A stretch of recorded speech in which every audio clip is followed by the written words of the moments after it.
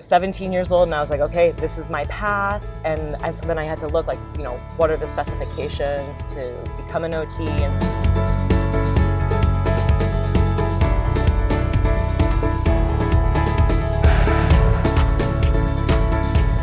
I want to thank you for taking the time to be here this morning. I knew you as a little girl. Yes.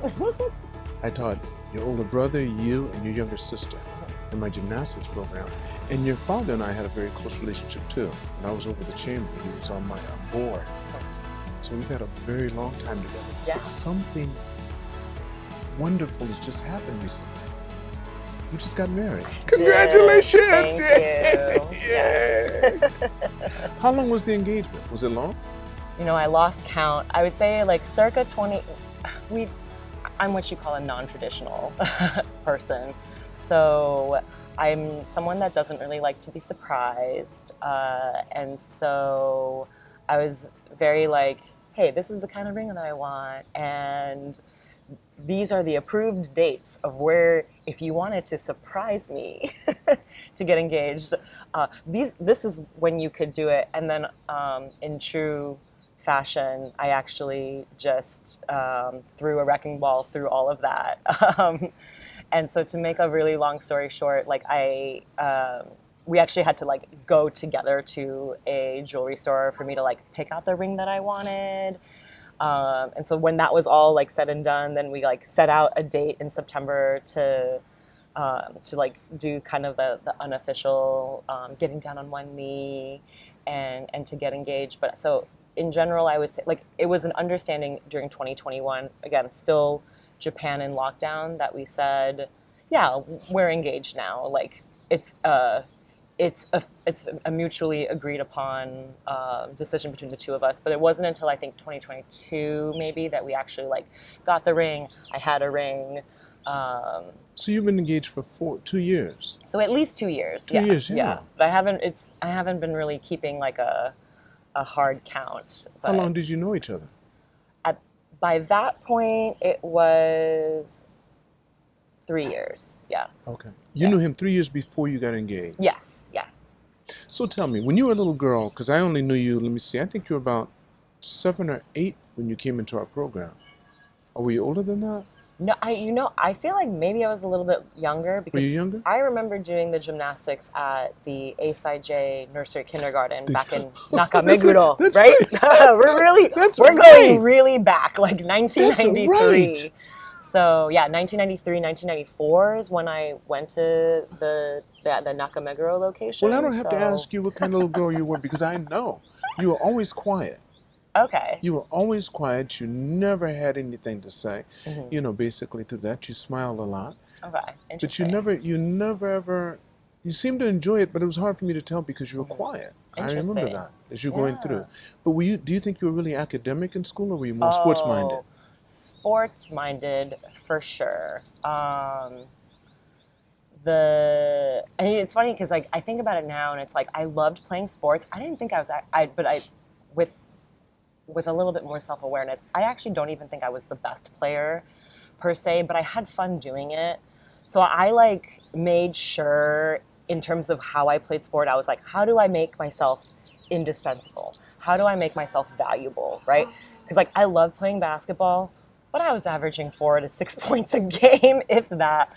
But I really wanted to play, so I remember like thinking to myself, like, okay, if I work hard in this area that no one else wants to do, which was like playing defense, right? Then that might secure me to play all 32 minutes of the game, right? No one's counting except me. 8 minutes a quarter, 4 quarters. I remember thinking to myself, like, putting in goal, like creating some type of tangible goal will probably help me like achieve those outcomes. And so in my mind, I was like, okay, it's unrealistic of me to think that I'm going to be able to score 10 to 15 points a game, but I could definitely make myself play for 32 minutes a game by making sure the other team doesn't score. And I think one of my I think something that I told myself a lot in high school, that like it's not about what was on the scorebook, like in terms of how many points I scored. I always looked at the other team's scorebook and looked at their leading scorer and asked myself, how many points did she score? And my goal was make that number as low as possible. Yeah, are you serious? Did you do this on your own? This is the way you thought, or did you have like? No, this is the way I thought, because again, I really wanted to play, but I was so aware that like the conventional way of playing sports was who makes the most points. And so and I just knew myself. I was like, I'm not gonna be the one making the most points, but I could see other people play, and I could see who makes the most points and how do I stop them. Did you have close friends that you know in playing sports that you talk with? No, not really. No, I mean, I had teammates, but I would say my closest of friends from school were definitely were the ones who didn't play sports with me. But that is an interesting perspective to look at it that way. You remind me of one of my sons. Yeah. Who, he looked at stuff. I mean, he would blow me away because it was not the conventional way of thinking. Mm-hmm. For example, I remember we were at one of his school events, and they asked the kids to draw a picture of what was taking place, and he drew a picture of someone holding up their camera, and you could see the people on the stage in the camera monitor. Wow, very cool. He did it from behind them, and that's how he saw it. Yeah. And at that time, that was a new thing. People had to start doing that, right? The viewfinder. Absolutely.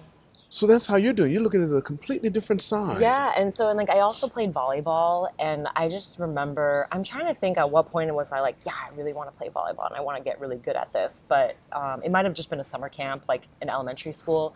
But again, like I remember looking around me and thinking to myself, gosh, I really want to be the player that hits that ball really hard, but I don't think I can do it.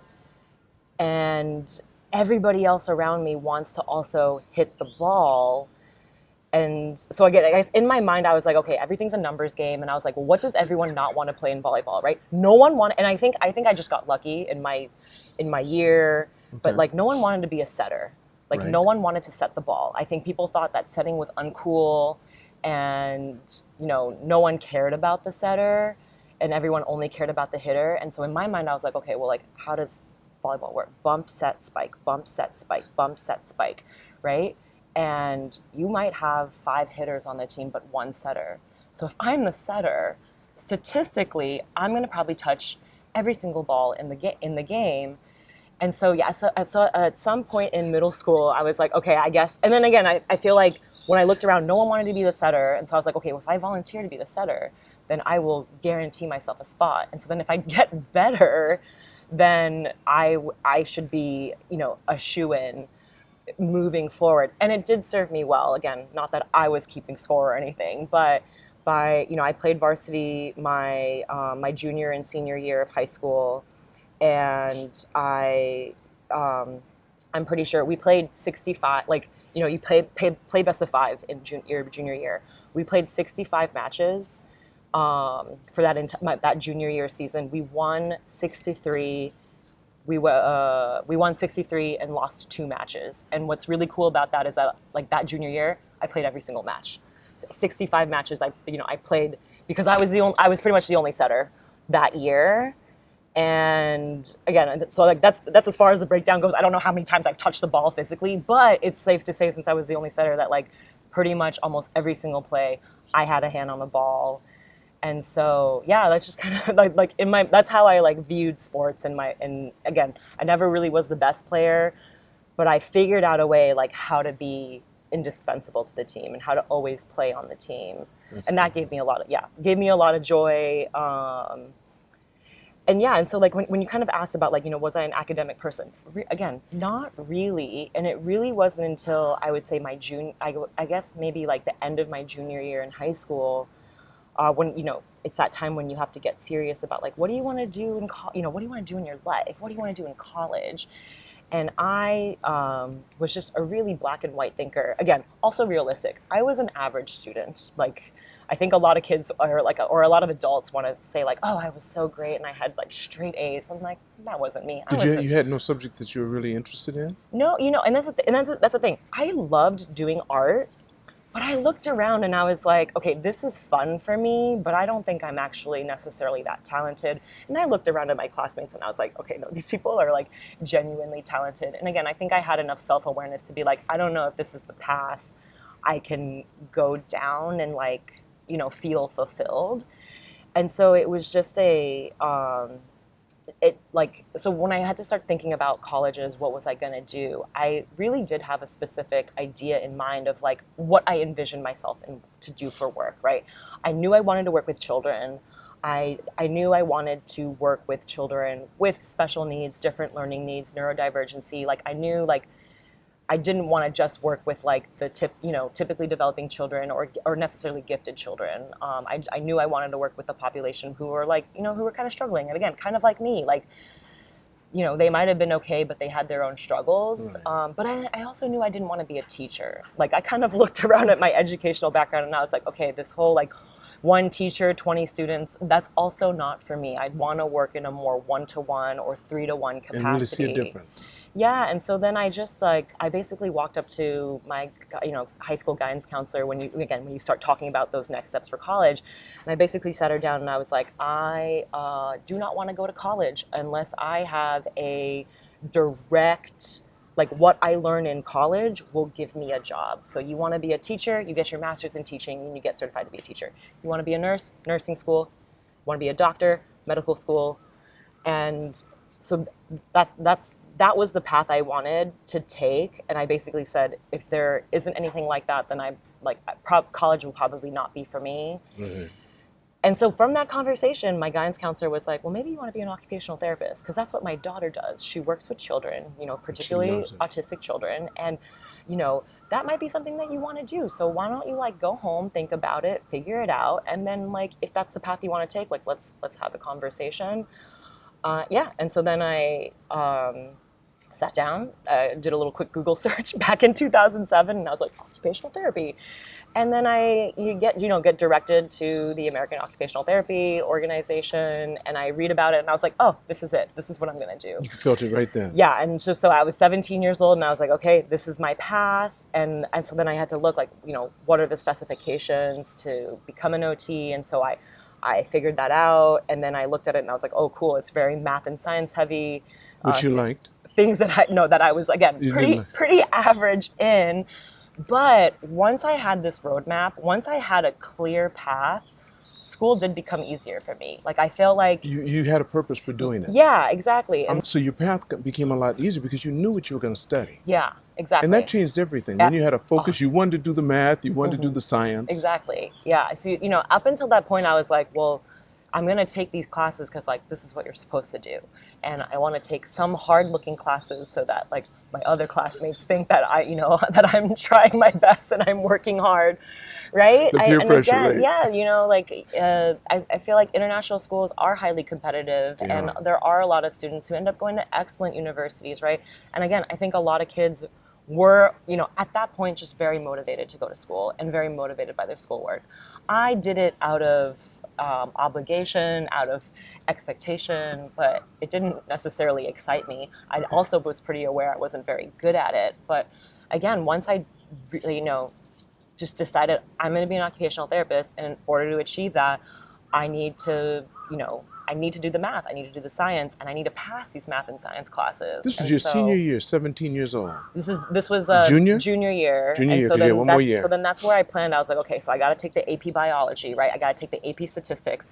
And I will say that really, really paid off, because when I ended up going to the college that I chose, a lot of the AP credits that I had taken had helped, again, pushed for, in theory, I was technically a sophomore when I started my freshman year of college, just from all the credits. But because with the OT program, there's a lot of you have to take this biology class and you have to take this chemistry class. I basically was able to get a lot of electives out of the way, and then really focus on my time and energy on the courses that mattered. But then also a little bit be like, oh, I can minor. Let me do it. So I actually ended up minoring in international business. And again, that was just something that was just of interest in that I had, which again, I think gave me the balance in college that that was both interest for the degree and the career path I wanted to go to, but then also interest in just subject matter that felt relevant to me. Again, growing up in Japan, being bicultural, bilingual, and yeah. Did you get any push from your parents at all, in any direction at all? Yes, as a matter of fact. And starting from when? From the day I decided I was going to go to be an occupational therapist. You know, it's interesting because, you know, my dad comes from a business background. My mother comes from, you know, a linguistics background. And they came up in the time where you went to college to develop critical thinking skills, written communication skills, oral presentation skills, right? You go to college to get this breadth of knowledge so that you can then be able to work any entry-level job, right? That I feel like even now, like that ideology absolutely still persists. That's why, you know, thousands of kids go to college every year. And so that was the mindset and the thinking that my parents came from. So what would they say to you? I mean, what was it that they concerned that like this was too specific? And they didn't want you. They didn't want you to go into that right away from the age of 17. Exactly. They're saying broaden your perspective a little bit more. Exactly. Yeah. And they were just like, well, what if you end up not liking it? What are you going to do? And in my mind, I was like, yeah, but like any math major, history major can think the same thing their junior year, right? And I'm sure they're going to pivot.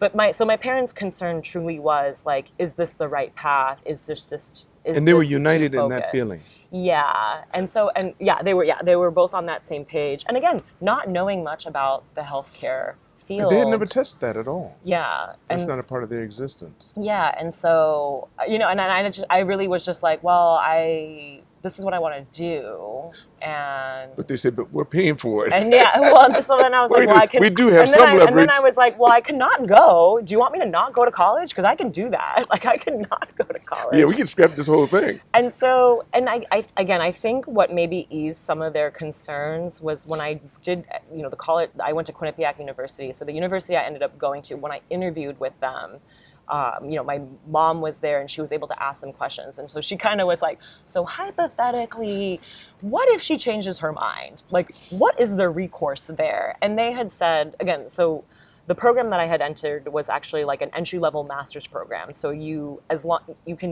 enter as a freshman and you can get automatically accepted into the OT program. And so pretty much your first 4 years, you are focused on getting your bachelor's in health science. And as long as you maintain those grades, you automatically matriculate into their master's program. Not all universities did that at that time. And again, that was like my focus. I was like, I want the direct pipeline. I don't want to do another application process, you know, after my senior year of college to enter a graduate program. I just want the smoothest transition. And so your counselor before all this, the one that got you involved, got you interested, because her daughter, I think you said? Yes. Had already done it. Yeah. She had given you quite talk to, I guess. No, actually, she just said OT. That's and all. then I just ran with it. And then I was like, okay, what do I need to do to be an OT? Like, what do I have to, like, how do I become an OT? And at that point, the career field was in a transition phase. It was just a bachelor's degree to become an occupational therapist. And then, you know, 2007, 2008, they were transitioning into this entry-level master's. So you needed to, like, at a certain point when you graduated, you would need to have a master's in OT to become an occupational therapist. And so when I was looking at that, I was like, okay, so what's the most streamlined, easy, direct access that I can do that? And so I was really particular in finding universities that just had that automatic built-in 5.5-year program. And then I'd just be done with school and I'd have my master's and then I could work in the career field. You know, entry level, could get any occupational therapist job posting. And so I guess one of the things that, again, that eased my parents' mind is that, you know, say I had changed my mind or say things didn't work out, you know, what's the recourse? And they basically said, you know, you can, like, if you at least finish the program, you'd graduate with a bachelor's in health science. And that, you know, that background can give you, you know, access to work maybe a health management job or work at a, you know, major health company or an insurance company to do certain entry-level office jobs as it relates to healthcare. So I think that eased my parents in Accepting the Yeah, and accepting definitely. that. They probably, as soon as you told them and they couldn't convince you not to do it, I'm sure they did their homework. And they said there Oh is no, a did such they? there's a such field as occupational therapy. Well, and so And pediatrics though.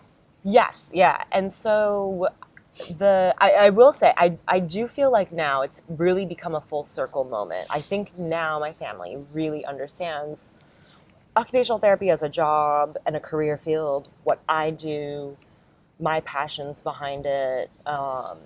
And so like recently I've been working really close with this family who has taken a huge burden and responsibility to create a new international school tailored behind their autistic daughter. Okay.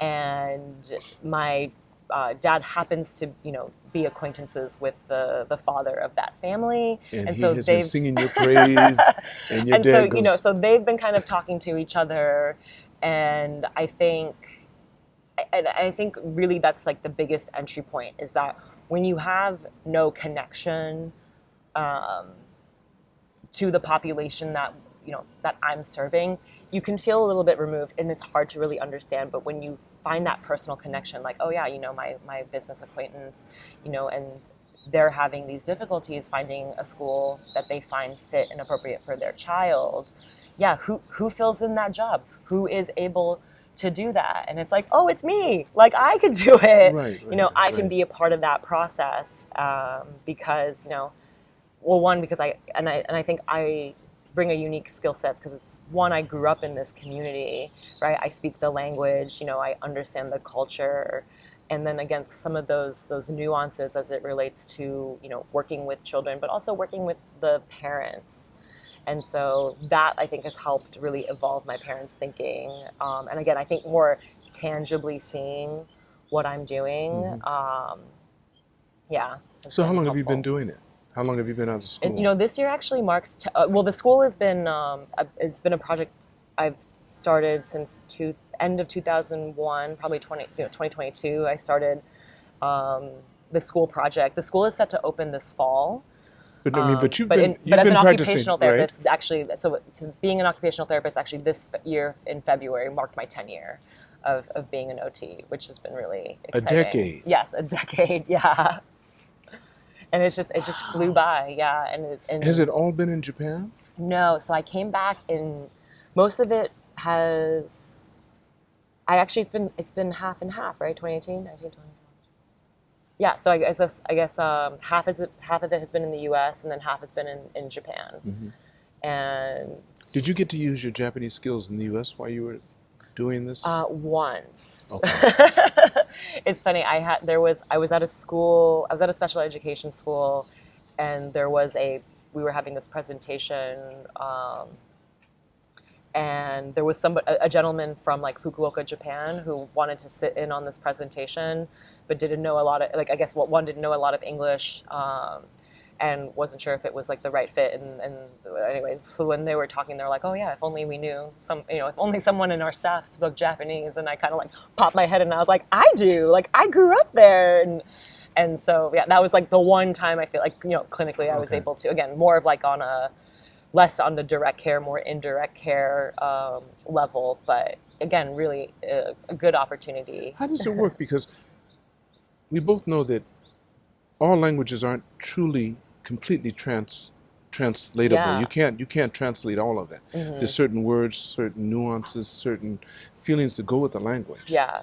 How do you find that affects when you're teaching here versus teaching in the U.S. or working with people here versus the U.S.? I find that it's really important to define words and define vocabulary, like the terminology of what you're using. So a really great example is, I've committed to this training called DIR Floortime, and DIR means development, individual differences, and relationship. And so it's this dynamic relationship model in how you approach to working with people. And the foundation of that is through building relationships through affect.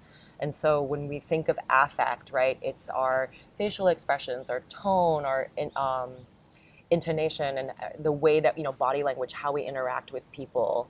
And unfortunately in Japanese, there is no direct word for affect. Right. And so I find that, we use the word kanjo for affect, but Okay. then it's really important because like kanjo really means like feeling, which is different. Feeling and affect are two different words in English, but Right. again, there isn't that equivalency in the Japanese language. And so it's one thing I found really important while because I am actually teaching this material in Japanese is discreetly define those variables of saying like, I know kanjo can mean feeling, but for the purpose of this training and this approach, I want you to think about kanjo as like, as these different aspects to convey the meaning and. But you said mostly isn't the expression, you said, is it dealing more, when you say affect, are you thinking more about the expression of the person and the way they interpret what's going on or what's happening to them? Is that what it is? Yeah. And so like a lot of, a good example is like working with the autistic population, right? There's a lot of I guess a misunderstanding that like, autistic people are really, withdrawn and they have very little like feeling or emoting.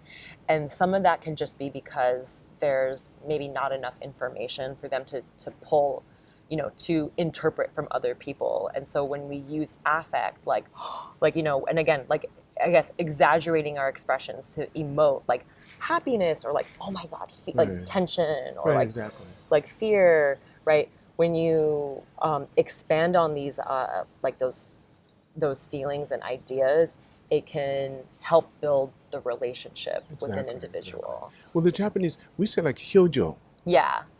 They don't use much facial expression. Mm-hmm. They do, but not in the context we're used to it. Yes, yeah. We do it in every moment. And I think they do that if they're close. Mm-hmm. But still, as a policy, it isn't done the same way we do it. Mm-hmm. We walk with it all day and Yeah. every day, and we tend to, every comment has a different expression for it with us. That's very interesting that you're doing that. How have you enjoyed what you've been doing for this past decade?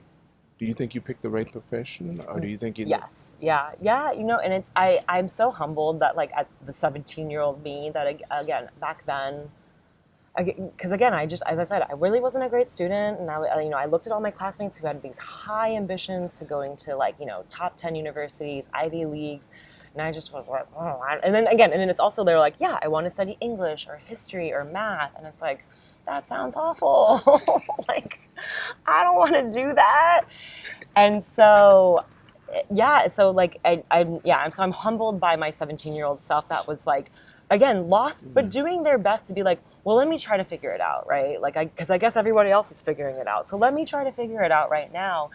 And so I'm really glad that I followed my interest in that. And again, I think another really nice full circle moment of like, again, this approach that I use, DIR Floortime, is that some of the premises is, allowing it to be child-led. Let the child, again, in the application of children, like let the child lead you into what you want to do in those therapy sessions. Let it be strength-based, right? Use the child's strengths and interests to lead in those interactions. And like, I feel like inadvertently myself, I was like, okay, well, what am I interested in? And like, what do I want to do potentially as a career field? And so I really like sat and, thought about that. And when did you do that? At 17? No, at 17, yeah. So when I sat down with my guidance counselor, I was like, I was like, hey, like I know this is what I want to do, right? I want to work with kids, and I want it to be in a more one-to-one intimate setting. And it would be great if there, if like, again, kids with disabilities, not disabilities, but kids who are struggling with everyday life. Like, I want to be that person that can help them, but I know I don't want to be a teacher. What do you got? Right? Like, but that's good to know. I think that's something that's very, very interesting, very intuitive too, because to know what you don't want, helps to narrow it down. And I talked to one guy that said, I said, why do you always do so well on a test? He said, because I go through all of it and I know the ones that aren't correct right away. When it's a multiple choice, I know the ones where they're not correct. So he just marks out all that, and it has to be this one then, even if I don't know. Yeah. I know what it isn't. And I thought that's very interesting to look at it from that perspective. Yeah. That is so good. So what are some of the highlights in the moments you've had in this past decade in your field? Gosh, because you're also a yoga instructor too. When did that start? I do. Gosh, I thought, that also, I mean, I guess it started, well, it's so funny enough. Yoga started in grad school. I had just, so again, I guess it hasn't always been like smooth. There's been bumps in the roads, right? And That's what so makes it. I would say I started yoga at the end of summer, so fall of 2012. I had just graduated with my bachelor's and I started my first internship, like in my occupation, like an OT clinical internship. It was 12 weeks long, so 3 months. I was in Manhattan. In theory, it was supposed to be a fantastic summer, right? Worst internship of my life. What happened? It was a combination of like not feeling insecure with my abilities, having a supervisor that wasn't very supportive, like not being able to advocate for myself advocate for myself better, because there were a lot of times where I'd be like, so what are your expectations in this assignment? And I would get a lot of like, yeah, whatever you did in school is fine. So I was like, okay, I'll just, and so then I like would submit an assignment and then she'd be like, this is all wrong. And I was like, okay, but you did say what I did in school. This is what I did in school. Any more guidance would be helpful. And then, so it was a lot of like, and again, a lot of expectations not being met, but again, as a result of poor communication. So I guess to make a long story short, right? The supervisor basically told, like, one day we were traveling from the Bronx down to the financial district, because we were in between sessions, and she just decides to like unload on me on the 6 train, being like, "So how do you think your internship is going?" And I was like, "Oh, not gonna lie, it's been hard. Okay. I don't know if I'm doing a great job or not, but I really want to be here." And I am really grateful that you took me on as a student. And I was like, what do you think? And then she was like, yeah, I don't really get the sense that you want to be here. And I was like, oh no. And so I was like, well, why do you think that way? And then her response was, I don't know.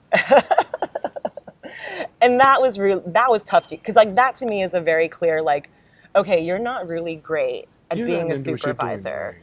But there was a lot of give and take in that. Fortunately for me, I did do the right thing, which was call my university up, and I was like, hey, we're at the halfway point. I'm willing to take a fail in this internship and then make it up at a different time, because I don't think it's working out. This woman is stressing me out, and I'd rather take a fail and do it somewhere else. And then that's when the director was like, okay, but like, are you failing? Like, do you know if you're failing? And I was like, oh, well, come to think of it, no, this woman did say she thinks I'm passing, but she had all these negative things to say, and I don't really know if I can trust this woman's opinion right now. But because I at least like at a minimum communicated that, we were able to set up a like a list of expectations, and it was like, if Aya does this by the end of August, she is going to pass. And then in creating that, like, I guess, contract or outline, that's when I was really able to tell, like, oh yeah, this woman has kind of like weird expectations that she didn't communicate well, right? And one of them was like, I have an assignment due on Monday. And I asked her, how do you want that assignment submitted? Hard copy, email? And she's like, no, hard copy would be best. So I made sure that hard copy was on her desk Monday before she would get into the school. But then in our meeting, she was like, yeah, Aya turns in assignments late. And I was like, please elaborate. And she was like, well, I expected, an assignment is due on Monday and she turns it in on Monday, but like I need the weekend to review it. So realistically, it should be in my inbox no later than 5 p.m. on a Friday. And so it's always people. So when we were able to figure that out, again, so we were like really lined up, this is what I have to do at a minimum to pass. But it was really hard. And I think the hardest part about that experience was that, like, I knew I wanted to work with kids, and I was working at the special education school in the financial district in Manhattan, and it was a population of kids that I really wanted to work with. And I just feel like I was very unsuccessful and like not able to be my best in that setting. And so that really shook my confidence, and I was like, do I want to keep going? Like, at this point, at least I have my bachelor's degree, right? And so I did at one point think, like, I was like, oh gosh, maybe my parents were right. Maybe this wasn't for me. But because I'm stubborn and I'm not going to admit defeat, I'm just going to push through, because what's another year and a half? And at a minimum, at least I can say I graduated with my master's degree in OT, and then maybe I can just do non-clinical work. So But I mean, you had another advantage too. Financially, you didn't have to worry about it. yes, yeah. Okay, so that's one thing for sure. You Yeah. weren't going to come out with any big loan or anything like that. And you didn't have to take a part-time job. You could Yeah. focus on the work you had to do. Yeah. And that's a good thing. Yeah. And so, but because of that stress, I was like, I really did think to myself, like, okay, I need to focus on myself, and I need to put in some self-care. And so from that experience, again, because I felt like my confidence was shaken, I did go see a therapist after that. When the school year started. Yeah, I know. I looked at my school schedule. Wait, this and is the first time you did this. This was your first job, right? Or like internship. Yeah. That was your first internship. But don't you think that was wonderful? Because now you got that at the beginning. It'd be hard to get that later on. Yeah. So now you can see it coming. Yeah. If someone starts off like that and they say, well, I want to do it this day, but I really meant that day. You say, okay, let's stop. Yeah. It's done. Yeah. And so, so I guess that's how to make a long story short, that's how I found yoga. I was like, what do I need to do? That? I was like, I need to relax. I feel so stressed. And again, I think another thing too, that was just like the fire, like burning behind me was like, I was like, oh gosh, if I don't make this work and if I don't pass, like, oh, my parents are going to be right all along. Like when I was 17 and like, I got to prove them wrong. Like I have to. And so I found a therapist so I can like talk about those insecurities of like, yeah, this woman really hurt my feelings, and like my confidence is shaken as a student. And so like got into therapy, and then I found a yoga studio nearby my apartment, and then I was going there like 2-3 times a week. Were you able to really bring it out and slow down because of it? Yeah, and that's what really helped. Yeah, she helped you. See, without that stimuli, you may not have ever done that and found another avenue. Yeah. To help to balance you out, because we do need that. Yeah, we need some form of meditation, and if we don't have a very strong religious, some people do it through religion. Absolutely. Some people do it through their workout, and you did it through yoga. That's beautiful. Yeah, and you decided to become certified. Yeah, and that was like a long time coming. Like I guess a lot of like my work experiences that I had done after graduating school, like my first job right off the bat was working in intensive in-home therapy. It's also known as wraparound care. So I was working with like really high-risk youth in the greater Boston area. So it's really high-risk youth. So it's like kids with drug and alcohol abuse. What age? It could be young as 8. Most of the kids I did work with were girls in a group home from 12 to 18. So these, it does get a little bit dark, but again, girls with like, trauma and abuse histories, girls who might have been commercially exploited, again, drug and alcohol abuse. And then so that was a lot of the focus. And so we're, working in really intense, volatile situations. You sometimes just look at a kid wrong and then they're just flipping tables and like trying to, either attack staff or attack other kids. And so it's really intense. And by that point I was practicing yoga so much that I was like, I really think, and after a yoga class, like I would feel so much better. I felt calmer. And so like, it was a lot of those things where I was like, okay, I think I can teach this like breathing technique for these kids. And like, what's the harm is it going to do, right? Like it's non-medication, and it's really an opt-in, opt-out type of situation, right? Like, cause I would run these like groups once a week, where we would, again, like talk, whether we work on communication skills or life skills and again, coping and self-regulation. And so, that's kind of where the slow buildup of like, let me just introduce this breathing strategy, or let me just explain like why is it important to exercise. Didn't you have to develop the trust first with your patient? Yeah. Before they listen to anything you had to say, because like you said, you could look at someone wrong. They say, "What you looking at?" Yeah, and exactly. You don't even know them. You're saying, "I got something in my eye. Will you please give me a break?" Yeah. And so so like that's kind of, I guess, slowly where the yoga came in. And again, like what's nice is that it complements my OT practice really well, because and again, I guess this goes back to like the DIR floor time that I do is like the first thing that we always want to start off with anybody that we work with is safety and regulation, right? If you don't feel safe, there's no way you're going to want to, you know, do math, right? There's no way you want to read, right? There's no way you want to, you know, listen to your parents to do something if you don't feel safe in your own body and if you don't feel regulated. And then again, and if you do have these certain triggers and you're not aware of it, you need that external support in the form of co-regulation, and in the form, you know, of connection. And so, yeah, I guess like a lot of the things that I do, I did it because first it was helping me, but then really in the bigger picture, it's like, well, this also just like complements my work. And again, it doesn't hurt. Does it work for everyone? Is everyone receptive to it? Absolutely not. But it doesn't hurt to always introduce it. It doesn't hurt to always share. When you're doing your yoga, of course you're telling them how to breathe in, breathe out, and how to get in these poses. Do you use mantras? Because then when you get into that, you're planting seeds. Yeah, so I don't necessarily do a lot of mantras, but like in meditation practices, I do really like, I guess like simple things, like, again, particularly as it relates to like our self-talk, so, and just being more kind to ourselves. So I might use like those kindness or mindfulness strategies of being like, you know, I am good or I am kind, right? Really, really keeping it simple, as well as like the meta meditation, like the loving kindness meditation, where you're like, you know, may I be good, or may I feel safe, may I be free from harm, and I think that always has a really positive effect. That's beautiful.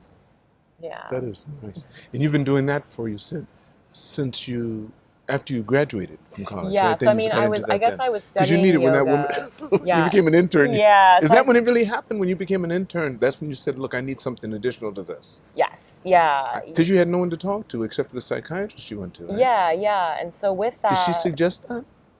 No, I just honestly, I think I was reading a book. I think I read some type of book that was like, you know, different things that you can do, and that's what's interesting is by that point I was running. I used to run back then.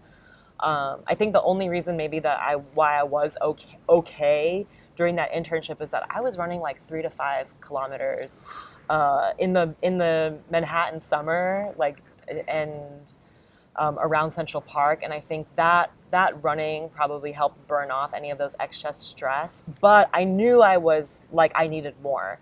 And so I think I must have read something that was like, okay, like other ways to like help relieve stress or de-stress, because running was only helping in terms of like the physical sense. But again, it wasn't necessarily feeding my like mind, emotion, spirits, like just my emotional health and well-being. So yeah, I guess that's where that introduction to yoga came in. And then I started, I think it was 2017 when I decided, I was going back and forth about doing a yoga teacher training. So in 2017, I did my first yoga teacher training. And then I've since then just expanded, continued to study. Did you ever go to India to do any retreats or anything like that? No, not India. Where you went, but so I stayed really local. The most exotic place I ever went to study yoga was actually Korea.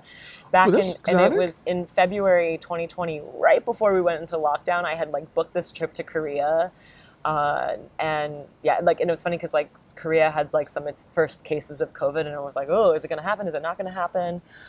So I went, and luckily I was able to come back without. How long were you there for the retreat? It was just a 10-day training. 10-day retreat, okay. Yeah, and so. And you booked it with that in mind, that you were going to go to Korea to do this yoga training. I guess it just happened. It was a particular yoga style called forest yoga, and so it's a type of hatha yoga, and I specifically booked it because one, it was in Korea, it was just a hop, skip, jump away from Japan, but also the instructor was someone that who I actually first started learning yoga from at her studio in Connecticut near my apartment. So like.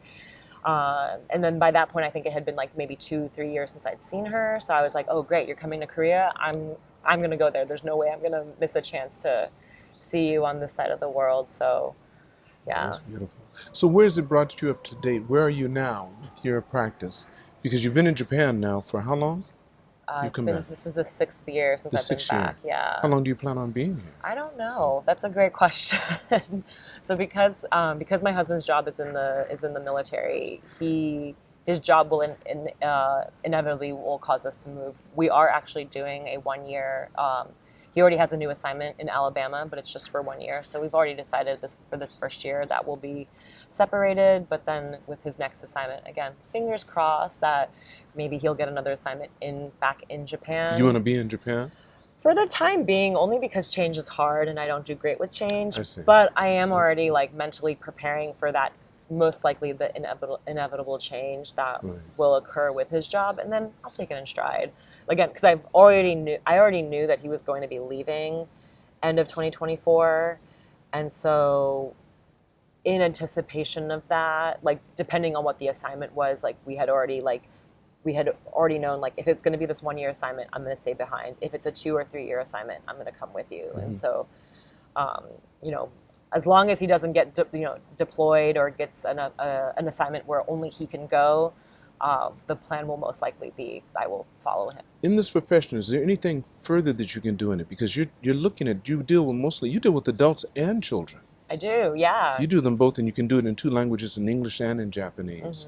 So do you find, right now, do you have more children or do you have more adults in your practice that you're seeing? I always like to say it's equal because in order to work with the children, you have to work with adults. You have to. You cannot do it separate. So, so pretty much I would say equal, but really, for every one child, there is typically 2 parents. So, if anything, technically, there are more. I'm working with more adults' parents than the child, but again, we'll just chalk it up to equality. What's the age range? The average is, I would say, between 6 and 12. But how young can you work? 6 months. Matter. Yeah, 6 months. Yeah. 6 months. You can work across. Yeah, you can work across the lifespan, really. And so, but the younger the child, typically, it's because there is some. There was some developmental delay or just an incident that happened at birth, right? Whether it was a traumatic birth, if there's a congenital condition, whether Down syndrome, some type of genetic condition, and so then early intervention services are warranted. Cerebral palsy and those things. But Aya, wouldn't you think that? What if you say your child is, for all practical purposes, normal? Couldn't they still benefit from coming to you? Yeah, for sure. Because you have insights that other people may not know, because no one teaches us how to parent. No, and I say this all the time, actually. Right? There's no manual on how to be a parent. So if you've gone through classes that tell you at least, let me use the analogy of this. Most people know more about their pets than they do their children. They'll read every book on a Doberman Pinscher, or they'll read all the books on poodles, and they'll know what their traits and habits will be. Well, we have just as many books on human beings, but people won't pick them up. Reading that, yeah. Right? So you had to do this. Yes. So coming to you, even if the people are, let's say, quote unquote, normal, they would learn quite a bit, wouldn't they? Yes. Talking with the parents and then working with the kids and saying, these are some of the things you might want to look at. Okay, I come to you with my normal child. How are you going to start talking to me? Give me an example. Well, I'd ask you to describe, like, what's your day-to-day with your child? Do you have any developmental concerns with your child? How is your child's, and then really talk about maybe the main pain points that parents might have. How is your child sleep? How is your child eating? How is your child playing? Because those are really the foundation things that are just the most important in any, again, birth to 3, birth to 5 of a child.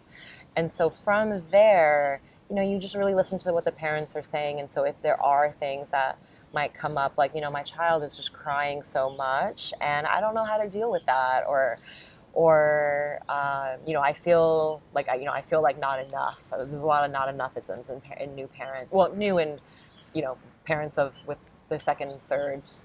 I find from the age, now that I'm getting up there, working with people, I really feel that, first of all, our society has made it difficult for parents because we make it their responsibility. If you have them, you take care of them. Where actually older people should be taking care of them. Because how can someone young, who's still a baby themselves, pass wisdom onto the children?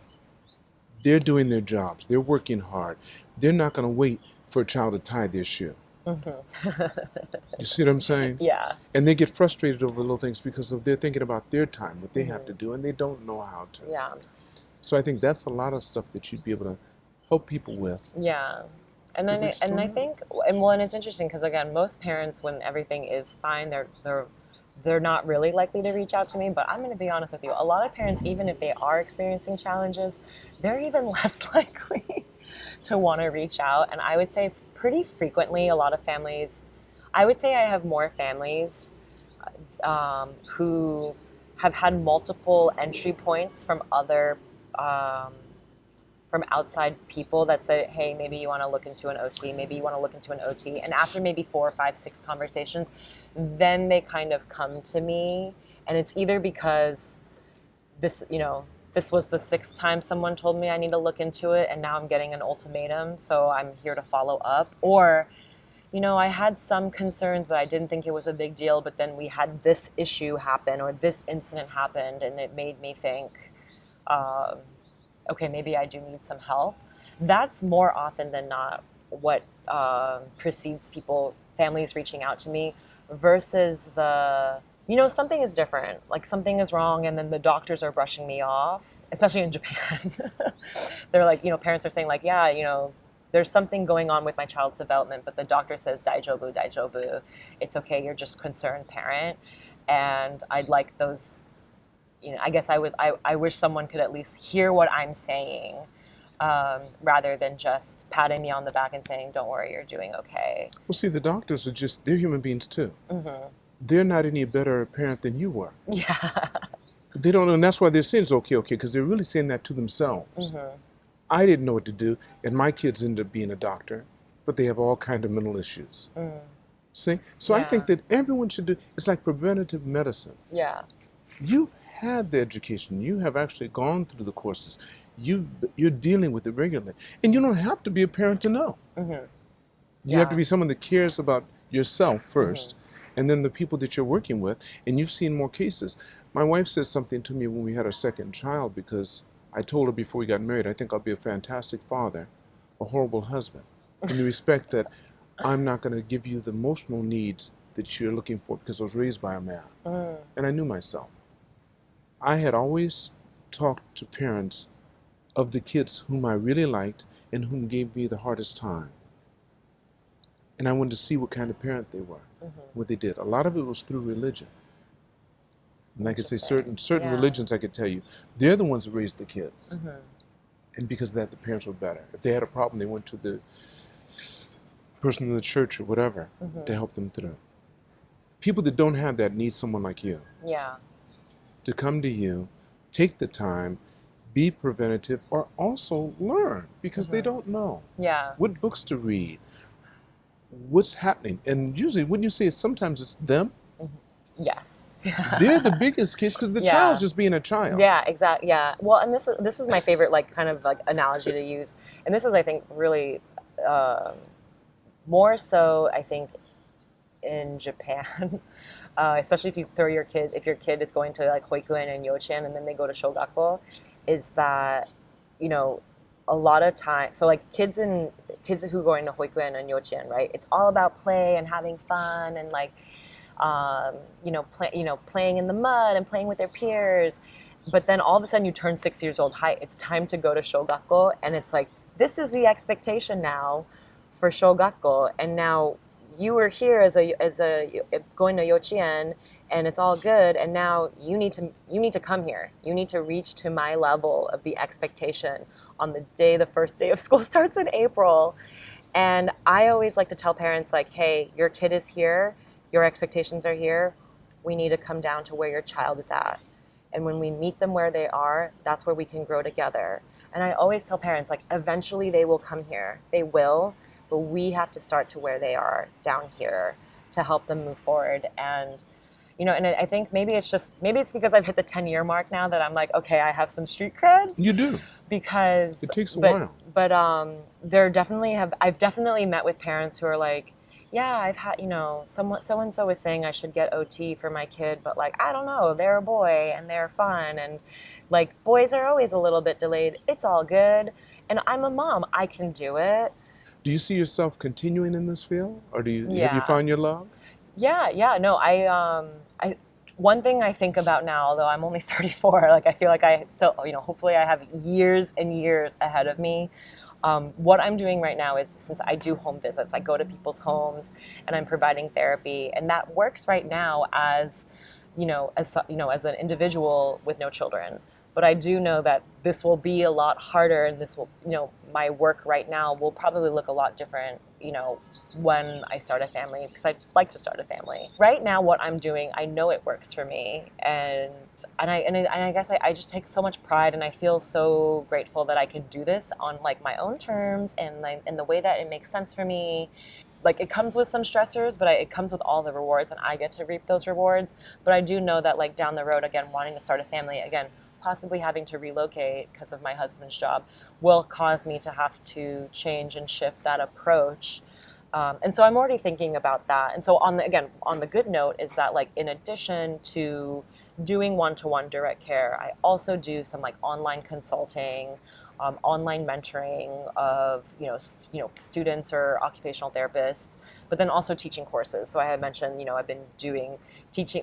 Since I've been studying DIR Floortime, I'm now teaching the course, and so I have, currently I'm teaching one of the courses in English, and then come in the fall I'll be teaching the same course in Japanese. And so, at least I feel like I've started taking those steps of working as an OT, but reaching people in different ways, not just the families that really need it, but also the professionals. And again, giving back to the profession and helping other professionals do, what I'm so passionate about and doing. That's nice, Aya. How do people contact you? I have a website. Okay, tell us what it is. It's www.koiwellness.org. And then I have an email, aya@koiwellness.org. Okay. And that's usually the two best modes to contact me. I have a slowly growing like Instagram and free information on my website that I'm slowly building up. So hopefully, people can find me there. They will. Yeah. They will. Aya, before we end the podcast, there's a question I'd like to ask everyone. Yes. If you could go back in time and meet the younger Aya and give her advice based upon your years in your profession, how old would you be, and what advice would you give yourself? How old would I be? I think I would just go back to myself when I was 17, and just tell myself, like, no, stick with it, because it's going to pay off. And I guess, like, because you were right. And so that's what I would say to 17-year-old me, is without ruining the ending, because even though I don't like surprises, I would have said keep going, because you are never going to believe what you're going to be able to do, and you're going to be so proud. Beautiful, Aya. Thank you so much. Yeah, absolutely. Thank you so much for having me. I want to thank all of you for watching or listening to this podcast. And never forget, it's all on loan, so continue to reach for the stars. Because you're too blessed to be stressed.